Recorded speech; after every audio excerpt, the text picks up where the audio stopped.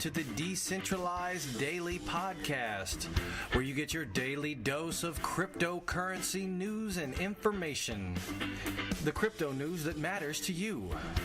Nothing on this program should be confused with investment advice, because we don't give you any. It's not that kind of show, guys. Just the facts here, just the facts. So sit back, relax, gather your thoughts, and prepare yourself for today's market movers in cryptocurrency. All right, guys. Welcome to February 15th, your Decentralized Daily. Looks like today in the market we've had a pretty stagnant market for the most part. Looks like your Mac Daddy Bitcoin is still on top. It's sitting at $10,153. It's up 4.17% for the day. Ethereum is about stable today, sitting at $936, down only 0.14%. Ripple as well is holding stagnant at $1.14, down 1% today. Bitcoin Cash holding steady at $1,543, but it is up 13% for the day.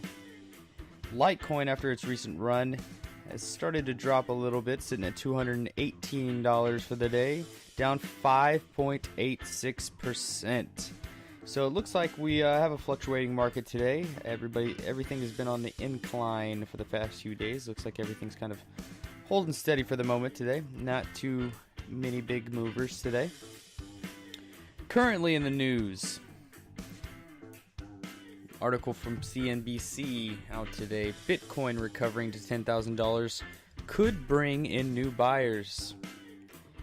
CNBC writes, Bitcoin climbed back to $10,000 Thursday for the first time in 2 weeks, and some analysis sees that psychologically the key level of $10,000 is a trigger for new buyers to come into the market. In the week around Thanksgiving, Coinbase added about 300,000 users, helping send Bitcoin from around $8,000 to $10,000. And some say this fluctuation in price may be happening all over again right now. For UK-based online trading platform eToro, user growth slowed down through the end of January, which was when Bitcoin began dropping significantly. But the rate of withdrawals has not increased, indicating that users were not selling out at the demand from new customers that may have helped previous price gains. So this article is basically talking about how the psychological level of $10,000 may bring new investors into the market. When Bitcoin had that pretty good crash in December, everything dropped about 30 to 50%. I think the weekend sold off, but most investors did hold strong. And as it starts to gain momentum again, now that it's hit 10,000, it may attract those investors that were too afraid to jump in the beginning. Now that they see it at 10,000, they might jump in now. So we could see another bull market on the horizon. Maybe, maybe not. Only time will tell, guys. In other news, it looks like your favorite gaming system, Atari, is planning to launch its own cryptocurrency. Article on at CoinDesk today.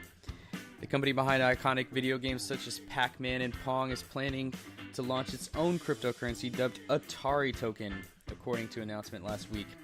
As part of the effort, Atari acquired a 15% stake in Infinity Networks Limited and has licensed its brand to the firm. The partnership, which is previously hinted in a December statement, will see the development of a digital entertainment platform underpinned by the so-called Atari Token. The game maker noted that its investment was, quote, made without cash disbursement by Atari. So basically, they didn't throw any skin in the game. Quote by Atari, "Our aim is to take strategic positions with a limited cash risk in order to best create value with the assets and the Atari brand."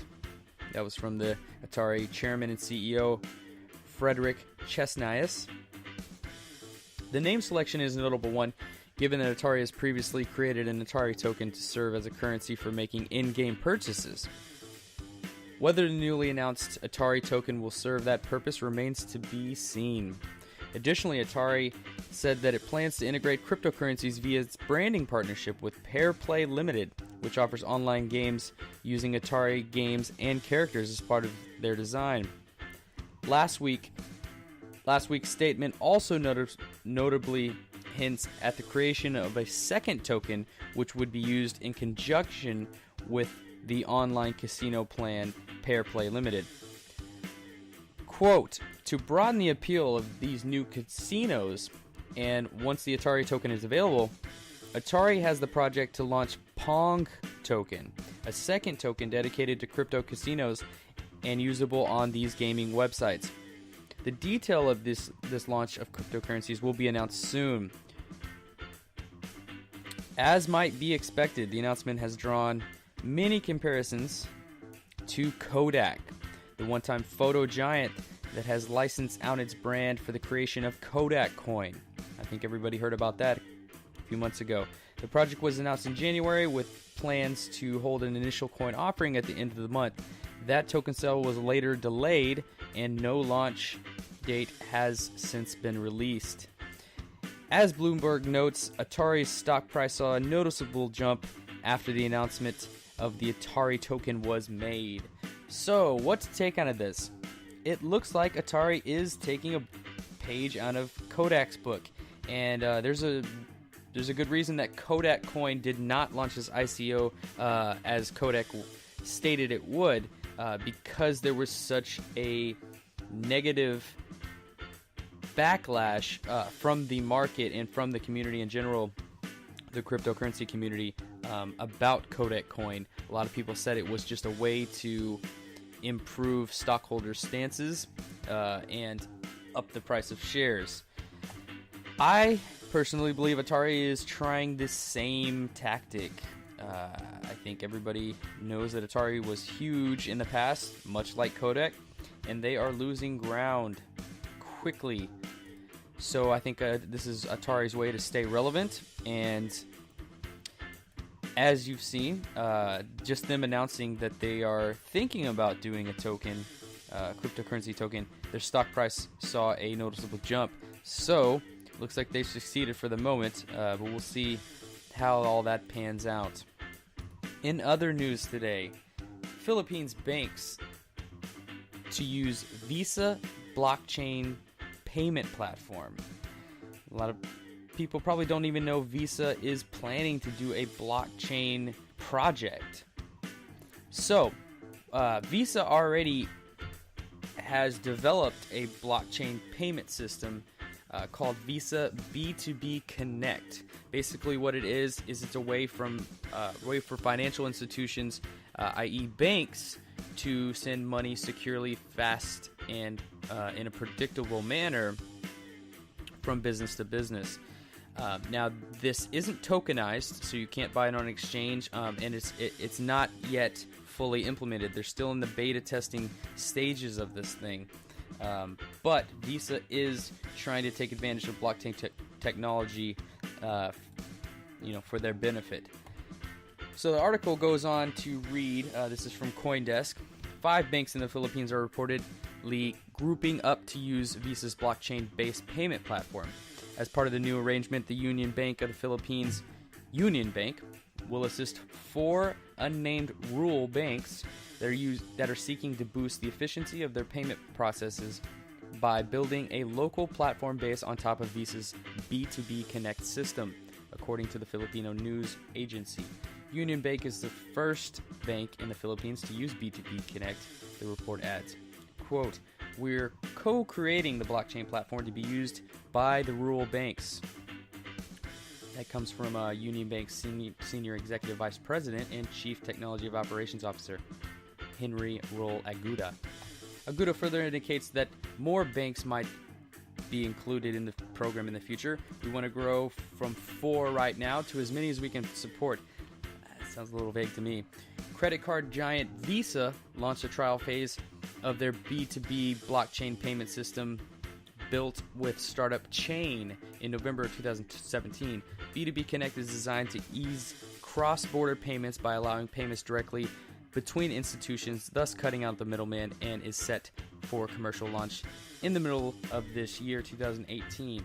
Also working with Visa on the B2B project are US-based Commerce Bank, South Korea's Shinhan Bank, and United Overseas Bank based in Singapore. So, what to make of all this news? Basically, and I think this was just an inevitable future for cryptocurrencies, banks are not going to just sit on the sidelines and let this stuff happen without being involved.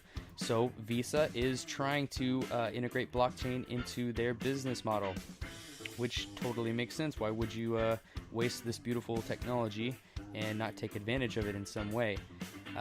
Now, they report so far is they are not tokenizing this, so it's not going to be something you can invest in and hope it goes up, but it's just a way for Visa to take advantage of blockchain technology and help their business grow. Now, if you had stock in Visa, then this would probably benefit you, news like this. But they are basically trying to take advantage of the technology to help their business grow, and I think this is something anybody could see coming. Large corporations are going to try to integrate themselves into blockchain technology. But this may be anti-cryptocurrency because it is centralized.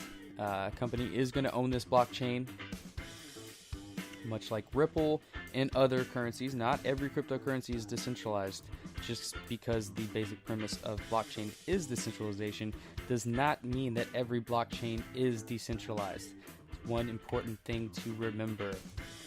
So, Philippine banks are in talks to use Visa's blockchain-based payment platform.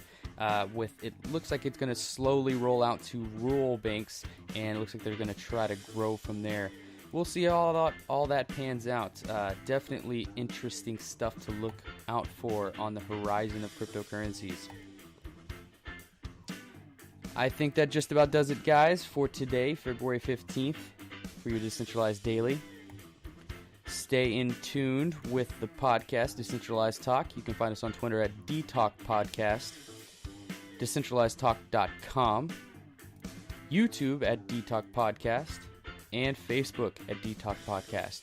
Make sure to like and subscribe your daily podcast news as well as your crypto connection. You can find us on iTunes, Google Play, iHeartRadio, and YouTube. Thanks for tuning in, guys. You guys have a great day.